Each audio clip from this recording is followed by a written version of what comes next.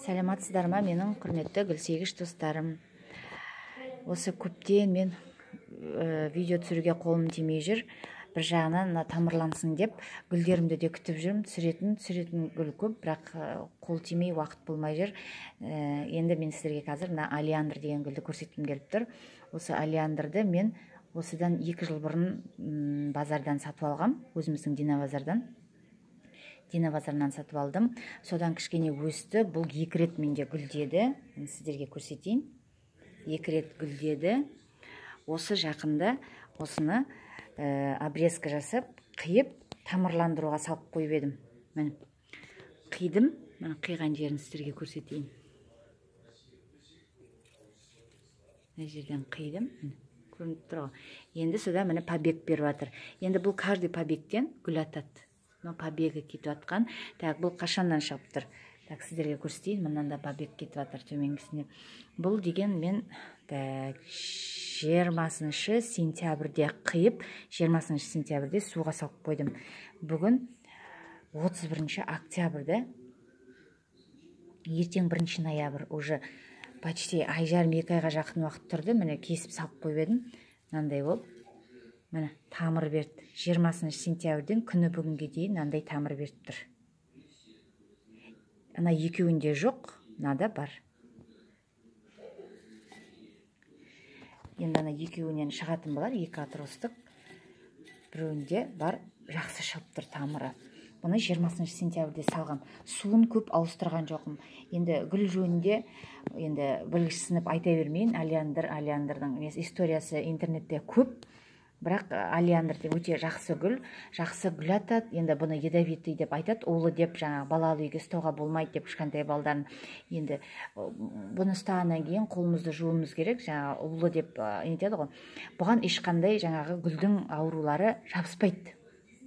Себебі өзі улы, бұған жаңағы топырағы да ештеңе болмайды. Сосын жаңағы тіля, сондай жаңағы нелер, жәндіктер, зиянкесті жәндіктер бұл неге алиандрға жақындамайды. Бір жақсысы.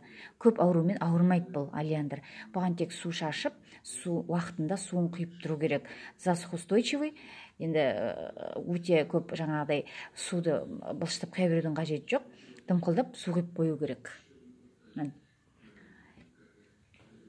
Сосын аздап су шашып тұрам. Енді қазір күздің уақыты, айына 1 рет су құям. Көп емес, айына 1 рет су құям. Андасында су шашам. Қазір көп шашудың қажеті жоқ, әсіресе жазда ғой. Енді мына алиандрдың тамырланғанын егуім керек. Осыны егіп, міне өзіме көбейтіп жатырмын. Алиандрларыңыз болса, обрезка жасап, кесіп, тамырландыруға болады. Сосын интернеттен көп қараймыз, қарай беріп едік. Мына алиандрмен бірге мен тағы гүлдерді тамырландырып салып қойдым ғой. Мына гүлім көптен тұрды. Каланхойы мен королевский гераньды қойып едім. Солда да тамырланды, бірақ бірінші осыны салдым. Долго тамырланды. Мынау қазір королевский герань мен каланхойы да, міне каланхойы қазір тамырланды. Бұған дейін 3 каланхойы тұрды, олар кішкене ертерек тамырланды да, оларды мен уже горшокке егіп тастадым. Мынау королевский герань. Осының суын ауыстырмай, міне көрдіңіз бе, кішкене мутный болып тұр. Суын ауыстырмай, жаңағы мына гүлді тамырландыруға салғанда, бұлар бір нәрсе бөледі екен. Мына су кішкене мынандай мутныйланып тұр, көрдіңіз бе? Өзінің бір витаминдерін бөлетін болып тұр ғой, менің түсінігім бойынша. Сонда жақсы тамырланады. Енді басқа гүлді мысал тамырландыруға салып қойсаңыз, мына осы гүлдің мына суын аздап мынаған қоссаңыз, жылдам тамырланады. Міне, мынаған қостым. Және тағы да біреуін көрсетейін. Осы жақында 1 аптадан асты. Міне, роза гүлінде обрезка жасап, мен роза гүлінде істедім. Міне, роза гүл дейтін бетін жауып қойып егіп қойсаң 40 күнде шығады деп айтады ғой. Ал мынау 2 аптада мынандай болып тұр, көрдіңіз бе? Соған қарағанда жаңағы айтқандары шындыққа жанасатын сияқты. Мен уже тамыр беріп жатыр 2 аптада, 14 күнде.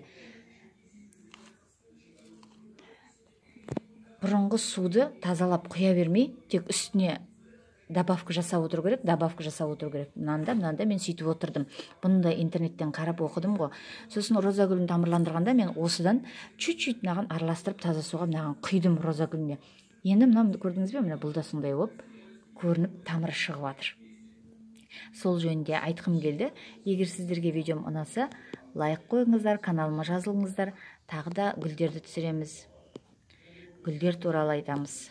Сау саламатта болыңыздар, аман болайық.